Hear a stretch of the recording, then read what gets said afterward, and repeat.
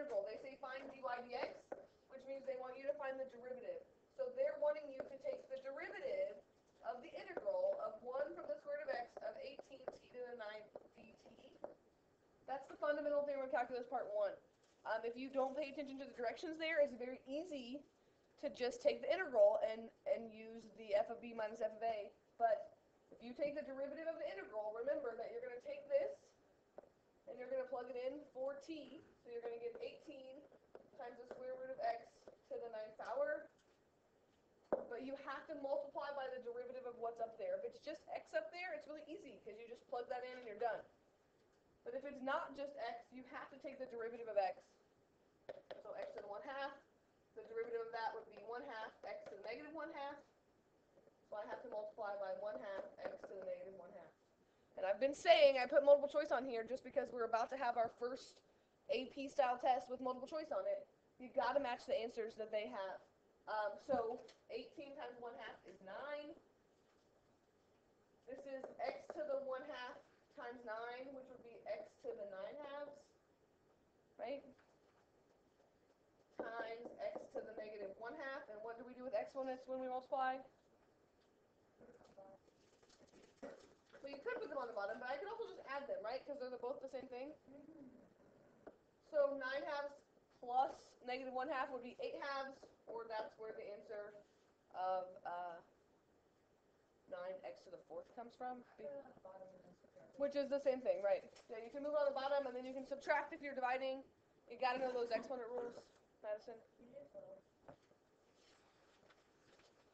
I can kind of set you up with 12, but again, find the area of the shaded region. You got to be able to look at that problem and say, what functions am I using? What bounds am I using? Can I set up my integrals? Because area is the same as integrals. I don't think number 12 is as bad as the ones that have the rectangle that you have to subtract out, because on this one, it's only one curve. And they want you to find the shaded region, which means they want you to find this plus this. So the idea is you're taking two integrals. Do you agree that's all the same curve? Yes? So, but you have to break it up into sections. They're not asking you to find just from 0 to 3 the integral. That would be the net area. They're really asking you to find the total area there. So if you go from, can you find what that point is?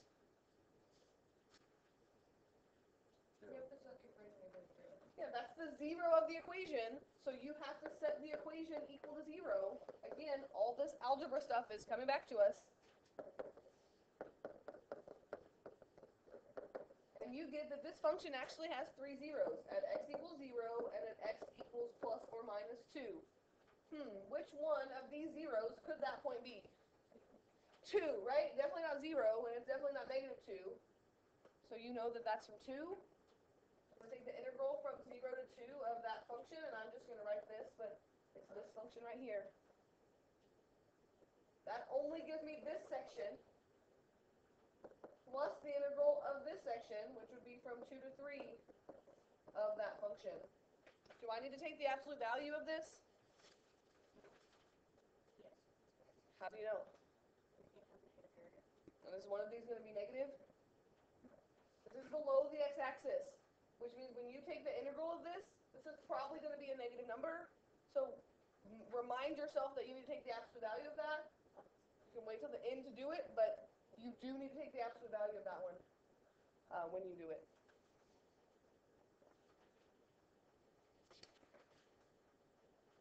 Again, you can guarantee you're going to see some questions with area on your test that we're going to have later this week. Maybe Thursday and Friday. I think it's a 2-day test. Because with this whole timing free response stuff, we'll probably have a no calculator day and a calculator day. So you get about 2 minutes per multiple choice, 15 minutes per free response. So it doesn't give you a whole lot of time, a whole lot of opportunity for questions. So I think we might have a 2-day test. 2 minutes per question? That's it? 2 minutes per multiple choice. That's what you get on the AP test. And but some don't take 2 minutes. I mean, Some are questions that should take like 30 seconds. So, but on average, if you take the number of questions that are on the free response and you divide it by the number of minutes you get, it's about 2 minutes a question.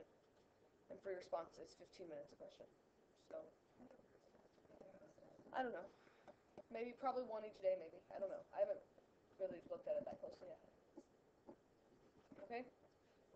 Finish that up if you haven't already, and then pass this forward. If you have work to go with that, make sure you pass that up as well.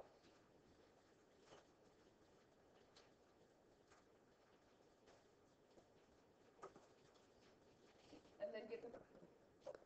This is the last section of this chapter, which is why we're having a test pretty soon.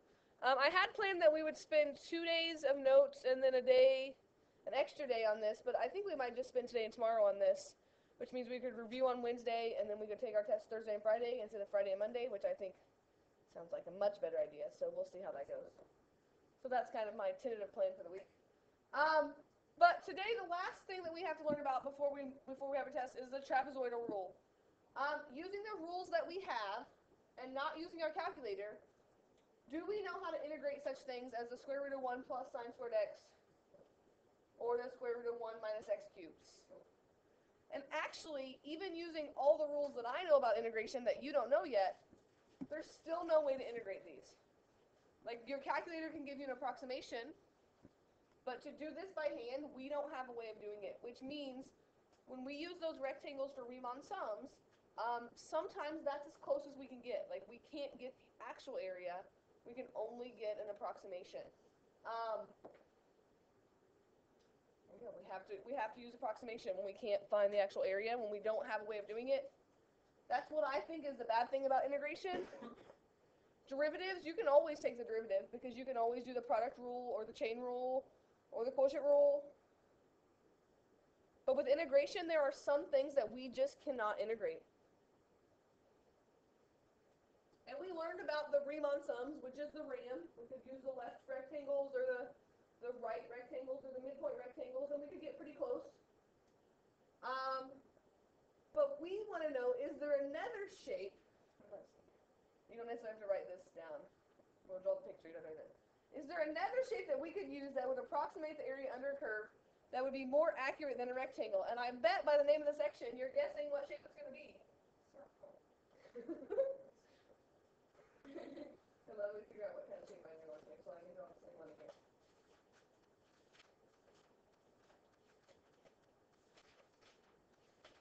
49 days till my due date, kids. Oh my gosh. 34 school days left, and I'm gone. Think about that. It's not that I'm counting right now. Will you FaceTime with us? No. Delivery room.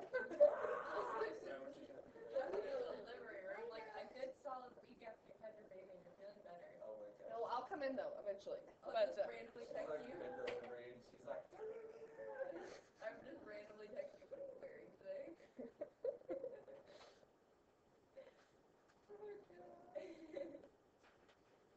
we're going to call the endpoints here A and B, just like we've done before. I'm going to dolph that back to a straight line down.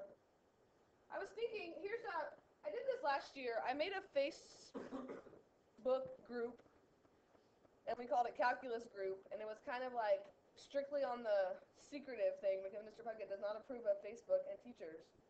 But if you make a group, it means that you can't really see all the other stuff I post. You just see the group stuff. I was thinking I could do that again because no one ever gets on my big campus. Of being able to, you could post questions and such when I'm gone. And I don't know if I'll answer them very quickly, especially at first, but eventually I could answer them very quickly when I am sleeping more than an hour at a time. Or maybe I'll just answer them at 2 in the morning. And you, when I'm up, chilling with my child. And then you'll get a Facebook notification at 2 in the morning.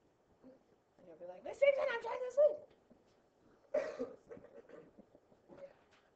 Let's break this up into some sections here.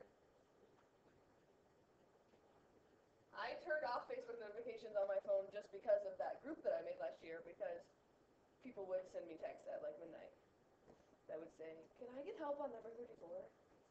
And so I turned off notifications so my phone would not make noise at 2 o'clock. Let's call this x sub 1, x sub 2, x sub 3, x sub 4. because I'm trying to get you a formula here.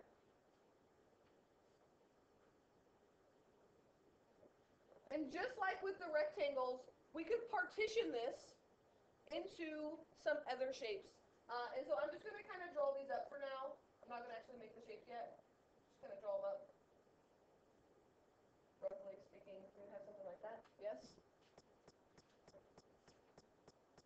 Have 5 little shapes there.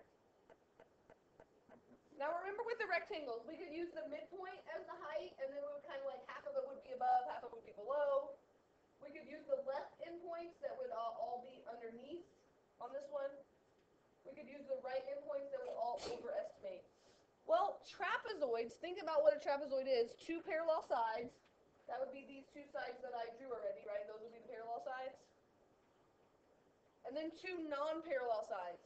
So the nice thing about a trapezoid is I could cut each one of these off without having such a gap there. So like if I made a trapezoid here, do you agree that there's not much space left there? And if I made a trapezoid here, and here, and here, and then this kind of weird here, and that one's weird. I don't know what that one. Here. Oh yeah, that's not good. We better go back with the other one. Here. It's more accurate. You actually get really, really close to the right answer, even with just only using a few trapezoids. Remember with our rectangles, when we actually figured it by hand, it wasn't really that close to the actual answer. Remember doing that? It wasn't terribly far off, but it wasn't like super close that you'd be like, that'd be pretty good to use. We had to use like 100 rectangles and use our calculators. With trapezoids, look at this. Where did these go? Did it erase all this? With trapezoids, you have such little space left over that you're actually able to compute them. So let's see where this formula comes from. How can I figure out the width of each trapezoid or the height of each trapezoid?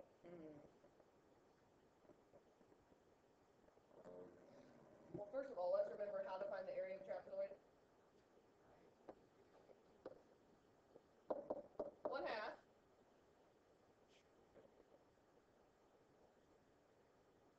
What else? Height times the adding the bases together. Right? I thought it was a trapezoid because isn't it? Do you agree that these are my bases? Like if we look at this big one here, this is base 1, this is base 2. This would be my height because it's the perpendicular, and then this slanted side is not the Well, side. are all the X's In this one it is, yes.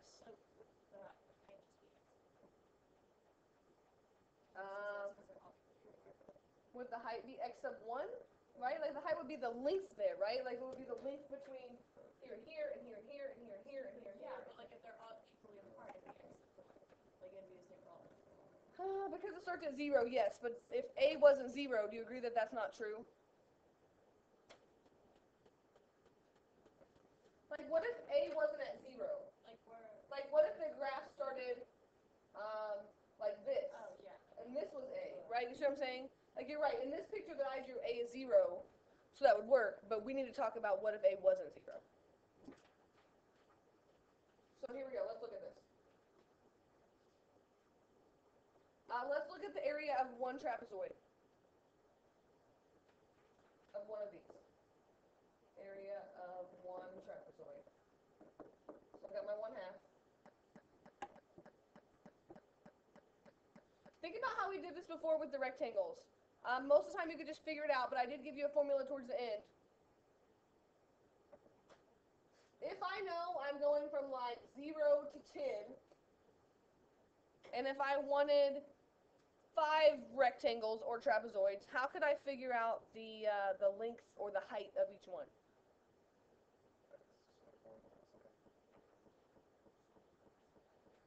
Yes, x sub 1 minus a, or x sub 2 minus x sub 1, or x sub 3 minus x sub 2, right? Any one of those, right? But could I also take the length of the whole interval and divide by what? 5. Yeah, the number of rectangles you're using, right? So all these other things work. I'm just trying to show you where the formula comes from that they give us. They say they're going to take b minus a over n, and I just want you to realize that that will always work to find the height of each rectangle or trapezoid. You take the length of the interval divided by the number of trapezoids or rectangles. And I gave you that exact same formula for the RAM stuff. Most of the time you just figure it out. Like, you don't think about this, but I'm going to show you what came from. What if I added up the bases on that first trapezoid? Here's my first trapezoid. Here to here. What will be the height of this section right here and the height of this section right here?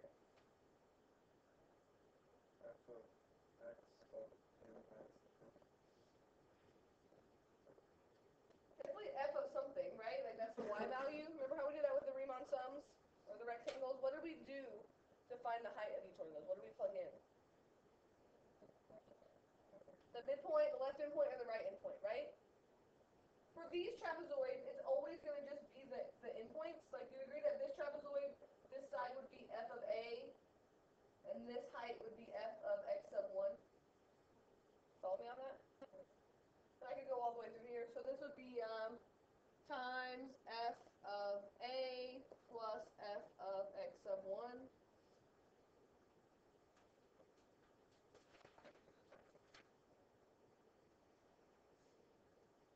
And then what if I did the next one? The next trapezoid, so I'm going to put next one here. We're only doing one more and then we're moving on. Do you agree that the 1/2 and the b minus a over n is going to be the same for all of these trapezoids? So I'm always going to have the 1/2 and the b minus a over n.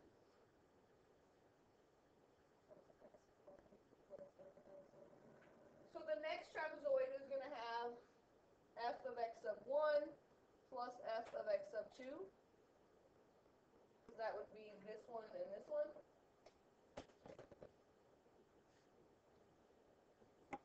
You see how the x sub 1 gets used twice in two trapezoids? What about the next trapezoid? What would be the bases that I would add together? So, does each of these sides get used twice? Which ones don't get used twice?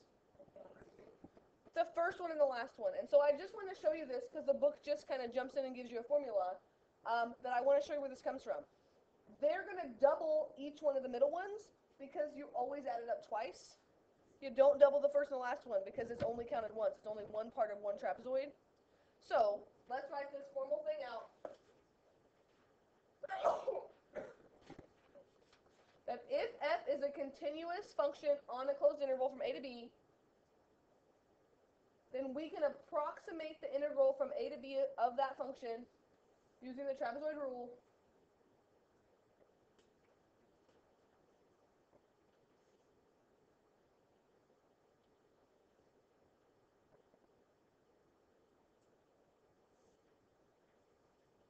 And then I'm going to give you the formula.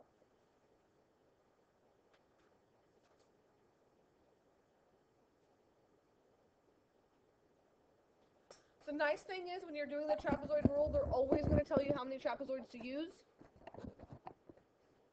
We don't have a formula or a program on our calculator that does trapezoid rule for us.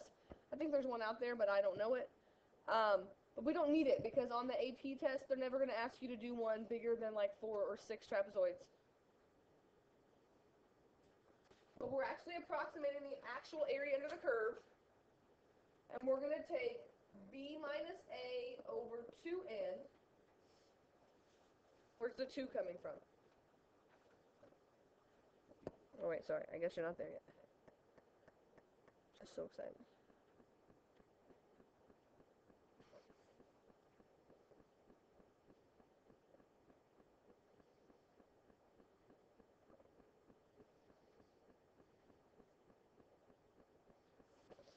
Think about the formula that we just came up with before. Right, the 2 comes from the 1/2, right? It's 1/2, and then the width of each trapezoid, or the height, is the b minus a over n, so they just put it together. And then to get all the bases, we're going to take f of a, because that's our first side, plus 2 times f of x sub 1 plus 2 times f of x sub 2. Because I'm doubling it because each one of those trapezoid sides is counted twice, and I'm going to put just plus dot dot dot dot dot.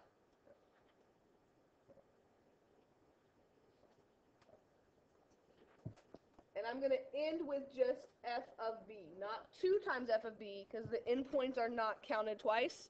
Everything in the middle is counted twice. This only works when the trapezoids are equal width. Tomorrow we're going to focus on what happens when they're not equal width. You actually just have to do the area of each one. And again, just to show you where this is coming from, think about what we did with the rectangles. The more rectangles you choose, the more accurate you get. You agree with that with trapezoids too? If instead of doing 4 trapezoids, if I did 400 trapezoids, that's going to be a more accurate answer. And so we can say, as n approaches infinity, as we would approach infinitely many trapezoids, this sum actually approaches the actual value of the integral. So it's kind of like a limit. We're not going to do infinitely many trapezoids because we would never find the sum of those.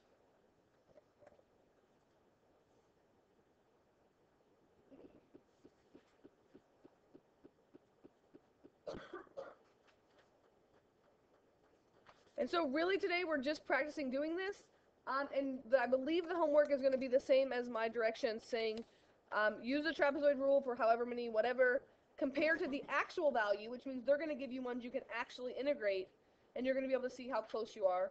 And I think you're going to say whether you underestimate or overestimate.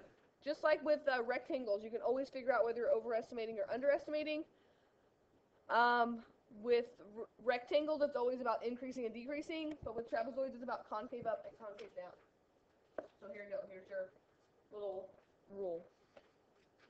On the AP test, on a free response question, there tends to be a part that says, use a trapezoidal sum with however many intervals to approximate the value of the integral. Part B, is this sum an overestimate or an underestimate? And if you just know about concave up and concave down, then you know the answer. And for me, this makes sense. It's just one that you have to remind yourself of. When we start reviewing for the AP exam in April, I'll remind you of this again. But to me, it makes sense. If your graph is concave up over the interval, then it's going to overestimate. Up, over, right? That makes sense.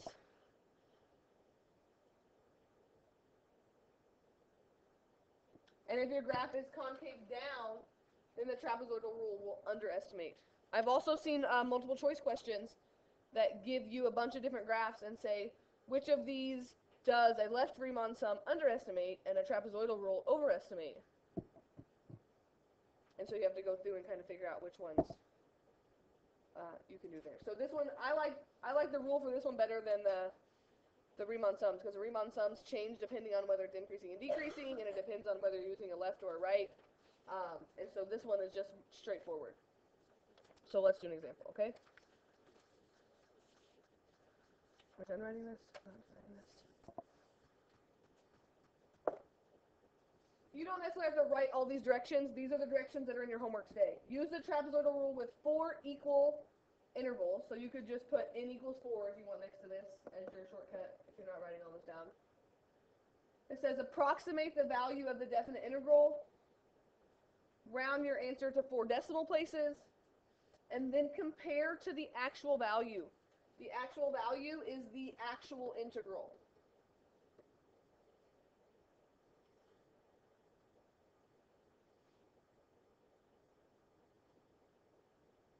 You could also throw in,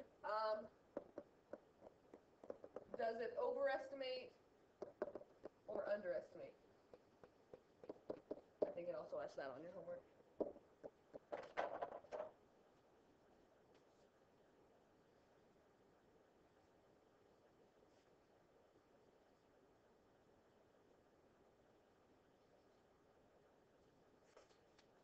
The big thing on this, once you know the formula, it's not that bad, but you got to make sure you're plugging in the right points, which means knowing how many trapezoids and being able to break your interval up into that many equal subintervals is kind of important. Just like with the rectangles, you could make a graph, but there's no need to make a graph because we have the formula. We just need to know what each of those sides of the trapezoid would be. So for me, if I'm going from 0 to 2, I'm not going to make the graph. I'm just going to kind of make the x-axis and make sure I know where those values would be. So would this be negative then? Would what be negative? Oh look, I think I just typed that wrong. You're right though. That's totally wrong. Let's change that to 0 to 2. Thank you. I have it right. You know what happened? You know how sometimes my stuff's not in the right spot and I have to move it all around? No, I'm not crazy. I'm pregnant. Look. When I opened these notes on Friday, it was kind of a big mess. Like this was like this, and this was over here. Like it was all moved around. So I just moved it back down, and I didn't pay attention that I should put that number down there and that number up there. Like it's right on my printout. It wasn't right on my crazy. Thank you for pointing it out.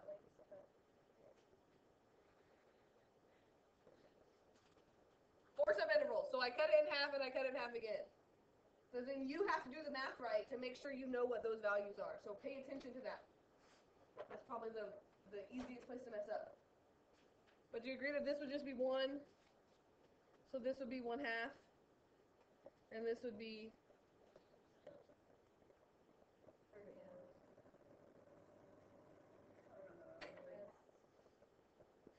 It's a half each way, right? Half, half, half, half.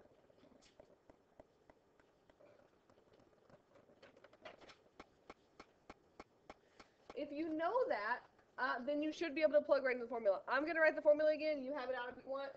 But just to remind you that we can approximate 0 to 2 x squared dx is approximately equal to b minus a over 2n times f of a plus 2f of x of 1 plus da da da da f of b. Technically speaking, if you forgot this formula, you could just find the area of each trapezoid. But this is definitely much faster if you know the formula. So b minus a, you can just do this in your head, but I'm going to write it out. So that would be 2 minus 0 over 2 times n. N is the number of trapezoids, which in this case is 4.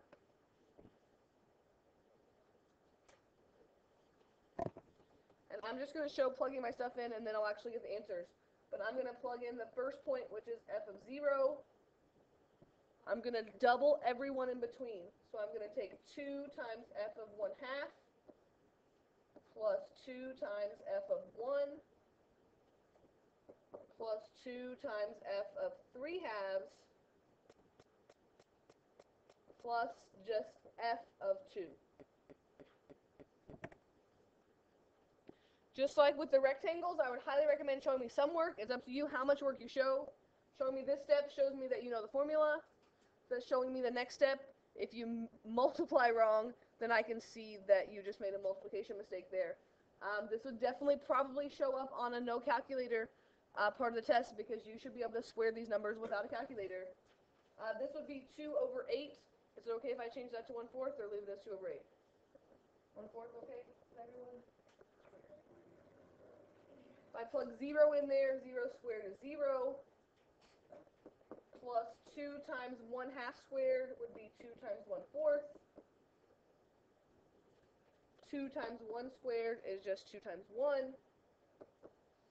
3/2 squared, this is why I like fractions, because you just square the top and square the bottom, so that's 9/4. And then 2 squared is 4. Again, remember on a free response question, you don't have to work it out once you get past the F stuff. Like once you just get to numbers, if you left that as your answer without a calculator because you don't want to deal with fractions, they have to count that right as long as the numbers are right. So keep that in mind if you feel like, I don't want to add these fractions together without a calculator on a free response question, non-multiple choice question. Obvious, also not on your homework. This would be 1/2 plus 2 plus 9/2 plus 4. And again, on your homework, it's fine to use the calculator, especially because they say it around to 4 decimal places. But it's really not that bad, right? This would be 10 halves. Should be 5, 6, 7, 8, 9, 10, 11. Is that right? Which is just 11 over 4. Which I don't even think I need a calculator. 2.75.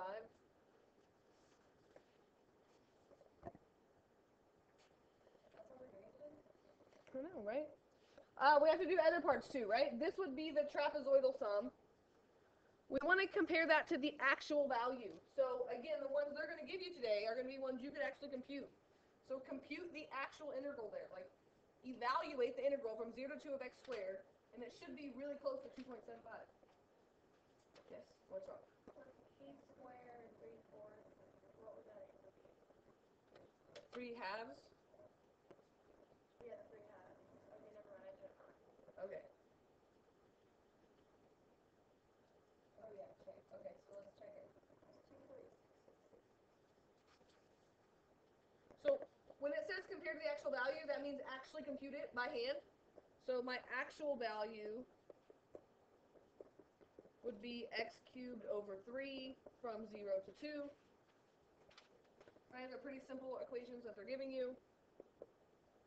So that would be 8/3 minus 0, which is just 8/3. Do you agree with that? What is that? 2 and 2/3? And what's 2/3 as a decimal?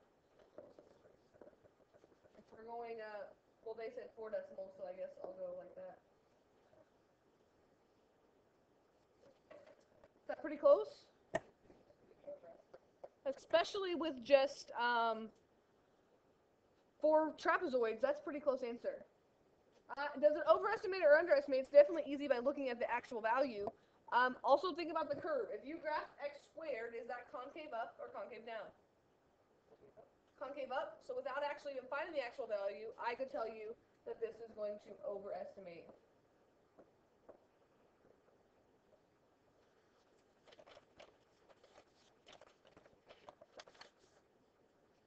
I got one more I want you to do, because I did this one. So this is our test here. So this one's in the right order. Same rules as before, I just shortened the directions. 4 trapezoids. I want you to compute it, compare it to the actual value, and then we'll say if we overestimate or underestimate.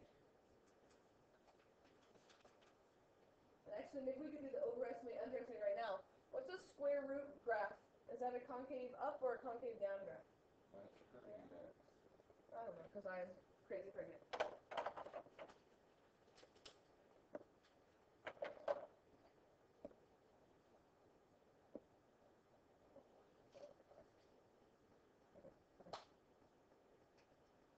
That's my concave up, concave down. Square root of x, is that concave up or concave down? It's like that. It's like that half of a parabola. So concave down, what should our sum be? Overestimate or underestimate? That's a nice way to check these as you're doing, but I'll just give you a minute to compute.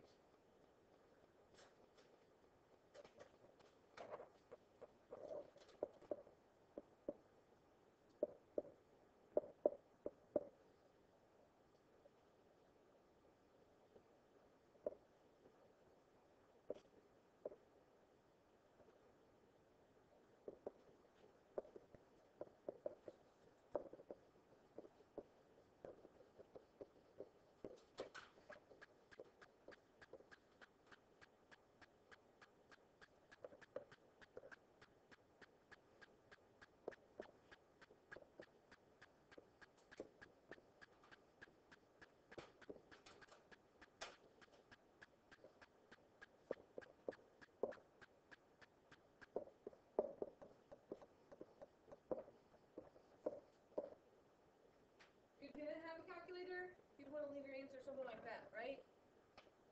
I don't expect that you know what the square root of 2 and the square root of 3 is. And so if that was a no calculator question, like you'd have to leave your answer like that. You could even multiply the 1/2 in if you wanted, but I'm assuming you use your calculator. 5.146, did you get that? Or getting there? Questions on where I'm getting those values from? The big thing when we have a test this week, we've done Riemann sum, the rectangle stuff, and now we're doing this, and so you have to make sure you remember the difference between those formulas. definitely should underestimate because I know it's concave down. And we could verify that by actually computing the real integral. So x to the 1/2, if I add 1 to that, that would be like 2/3 x to the 3/2 from 0 to 4. So again, what would that be? 2/3 times 4 to the 3/2 minus 2/3 times 0 to the 3/2. I love when 0 is a value because that's all just 0.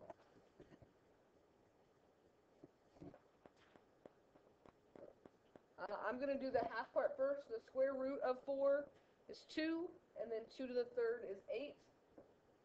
That's why you can do that without a calculator. So that would be 16/3 would be the actual value. So 5 1/3. Well, I didn't go to 4 decimals. I went to 3. Why do they say 4 decimals when the AP's 3? But it's alright. My brain only works in 3 decimals. Definitely smaller, so it's underestimating. But again, it's a pretty close estimate. So not so bad today. It's kind of just practicing this rule. Tomorrow we're going to take it to like, what does AP do with this? Sometimes AP is just as simple as you just do this rule. But most of the time on the AP test, they're not going to be equal subintervals, which means you have to actually compute each trapezoid separately. But today is just very nicely like this. And so this is your homework. 1, 4, and 6 are just like the ones we just did. And then 34 and 35, I think, are multiple choice even. So it's really not that bad of homework.